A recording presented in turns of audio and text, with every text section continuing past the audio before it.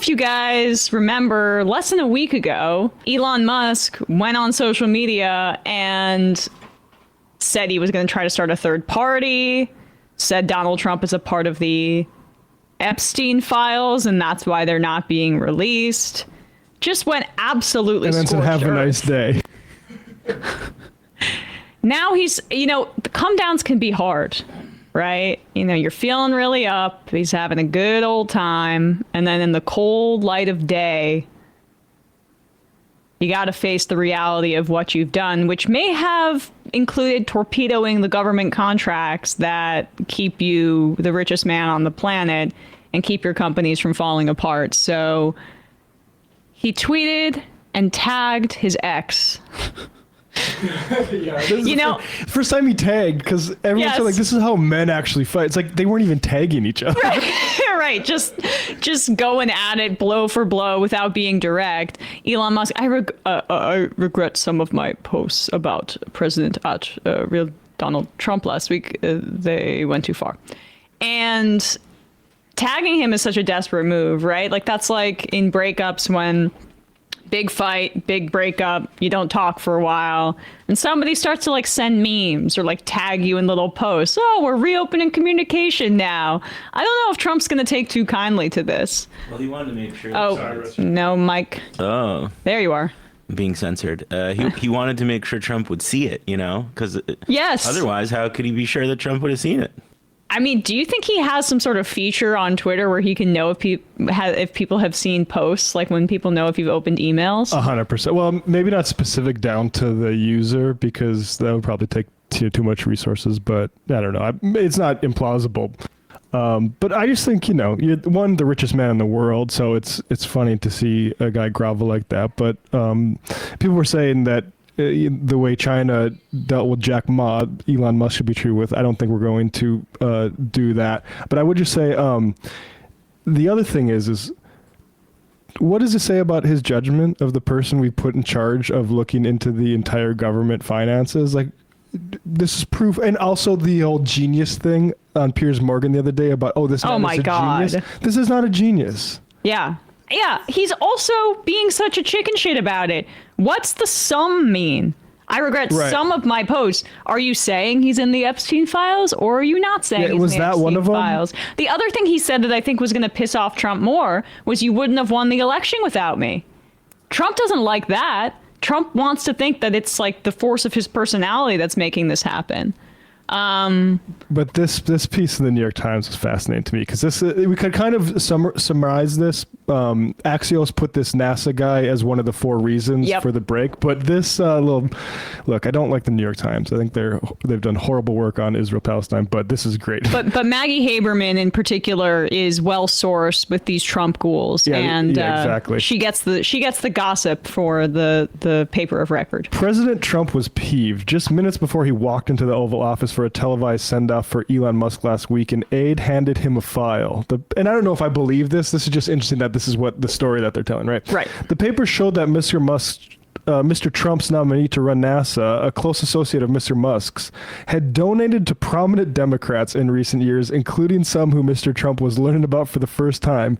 The president set his outrage aside and mustered through... So this is after the black eye meeting, right? Right. The president set his outrage aside and mustered through a cordial public farewell, but as soon as the cameras left the Oval Office, the president confronted Mr. Musk. He started to read some of the donations out loud, shaking his head.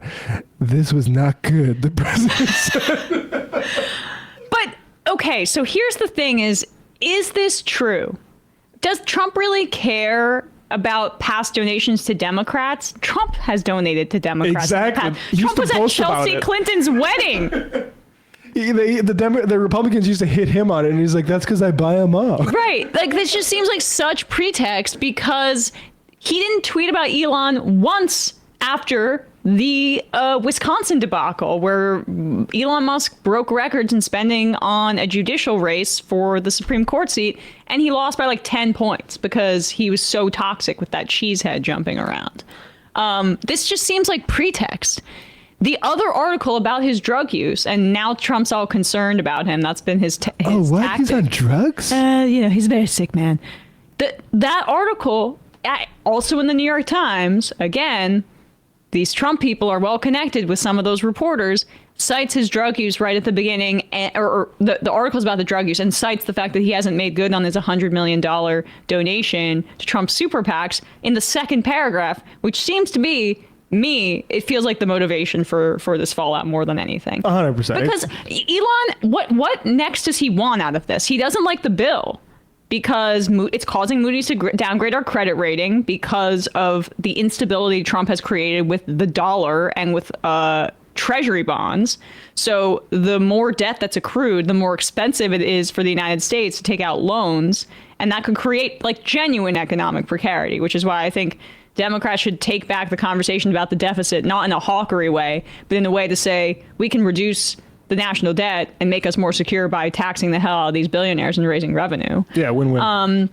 It should be the easiest narrative ever, but we've got donors to think of. Rich people aren't paying their fair share. It's not because day laborers are sending remittances to Mexico. Right. But this is part of what does Elon need next? Because he would need these government contracts to be maintained. He would need, SpaceX and Starlink to continue to get the giveaways that he's been getting from the administration. But he's gotten a lot of what he wanted, I think, probably through Doge. We have no idea what he scraped from government servers, because he was trying to catch up to Sam Altman and the other AI people because Grok is so far behind. And additionally, he wants to turn Twitter X into what PayPal was supposed to be in his mind, which is a payment system and a de facto bank. And what he needed to make that and get a head start on that was everybody's bank information, social security number, home addresses, all the information that would be pertinent to making that kind of system as accessible for people that they could join it, even if he's such a unsavory figure at the very top. The only thing that separates these sorts of lords of innovation and technology and advancement of science is stealing shit. So the only competitive advantage he has is, oh, look at all this government info that Sam Altman doesn't have. Right. It's the exact same way like Uber. Oh, look at this great innovation, or DoorDash, this great innovation. No, what they're doing is hiring lawyers and politicians to carve them out of space. They're not doing massive innovation anywhere. Right. But it is for these guys. They're all about data. It's the data wars. Who has the most data? Who can accumulate the most of information and put it into the machine that goes burr? And Elon's just running rampant. We should do more reporting, and maybe we should have somebody on, or stories by reporters about what's happening in Memphis, where he's just poisoning that entire community which has already been the subject of racist abdication by the state government, just pouring pollutants because of his massive computer data center into that community. That's what he wants to continue to be able to do, and that's what he sees the future as. So I just wonder if this kind of guy who's so erratic and on so many drugs, it seems like there's a bit of a pause in the fighting, a bit of a détente, if you will. But if Elon doesn't make good on those promises for Republican candidates, that's when it would get really funny. But here's I just sent this clip from Levitt. The White House is addressing this. This is why it seems like I don't think Trump's going to fire back. I mean, he values J.D. Vance richness, and J.D. Vance is close with Elon. Well, the Theo Vaughn thing was, they're clearly like a sort of Kissinger going to Pakistan to initiate talks between China or something like. Oh gosh, you love the diplomacy being conducted between the two most powerful men in the world on Theo Vaughn's podcast. Exactly, Theo Vaughn is the cutout. Here he is, the mediator. Here's Levitt responding about a question if they're going to cut off Elon's government contracts. Thank you, Caroline. About Elon Musk, he issued an apology this morning. Has the president accepted the apology, or does he think it's too little too late? The president acknowledged the statement that Elon put out this morning, and he is appreciative of it, and we are continuing to focus on the business of the American people. And has the administration started a review of Musk's government contracts, something that the president said he's considering? What do you mean by that? Has the administration started a review of the contracts that Musk and his companies currently have? No efforts have been made on that front as far as I'm aware. Okay. Thank you. I acknowledge your apology. Shouldn't be left up to Trump, and that's why we should have Congress subpoena Elon Musk, because he's clearly not cut out for this type of, role in a society. The fun thing is, it seems like Trump won by just sort of acknowledging and not accepting an apology, and then continuing with the uncertainty towards like what his position will be on Musk. Well, I mean, Trump has more power. I understand that Elon's the richest person on the planet, but those riches are very much in jeopardy if he doesn't get these government contracts. And this is actually a lesson for Democrats that they should fucking act like it instead of acting like these guys are kingmakers, that you should, the second that they're a little bit spurned, you slide into their DMs being like, hey, can you finance my campaigns? Let's see what we can do for your contracts now. How stupid are Richie Torres and Ro Khanna looking right now after openly thirsting for Elon's cash? It was so predictable that he was going to run back to daddy. Who else does he have at this point?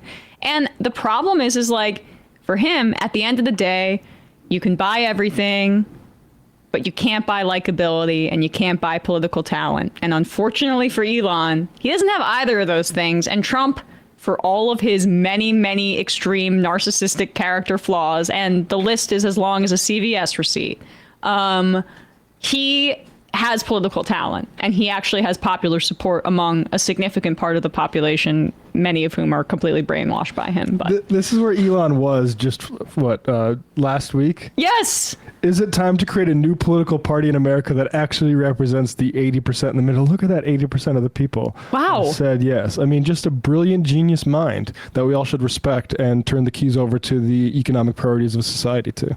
Go on, Adam Friedland, Elon. I think he has a center-left talk show. Maybe. Yeah, I mean, that I would really enjoy that, honestly. Hey, folks, don't forget to hit the subscribe button and check out our daily show. We do it every day at 12 p.m. Eastern for about 2.5 hours. We even take phone calls. You should check that out.